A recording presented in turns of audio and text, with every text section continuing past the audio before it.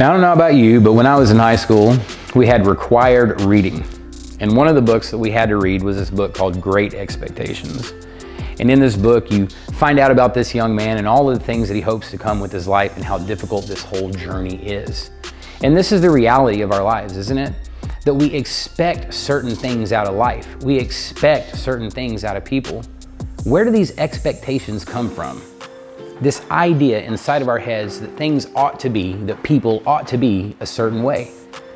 Where does this come from? You see, the ideas of right and wrong we disagree on, but the fact that there is a such thing as right and that there is a such thing as wrong is a principle in the universe that exists. So what we have to ask ourselves concerning expectations is, am I expecting too much? Is my ability to want something out of this person or from this thing rational? And here's what I mean by that. Right and wrong, good and bad. These are things that we can easily discern. But with our expectations, it's almost impossible to discern because the things we want don't deal with right and wrong, good or bad. They deal with how much, right? And they deal with how long. So they're really dealing with the duration and the amount of things. And sometimes what happens is we don't thank God for our blessings. We expect something out of this person and we fail to recognize we've been blessed that we got anything at all. They are not obligated to give me a thing.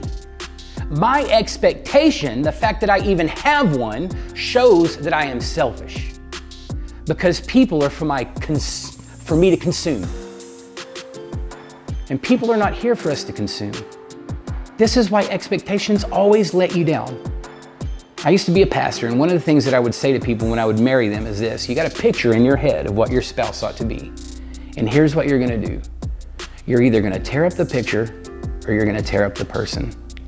Now, this is true in marriage, but I'm telling you, this is true in everything else. What is your picture perfect idea of family? What is your picture perfect idea of life? What is your picture perfect idea of beauty, of health, whatever?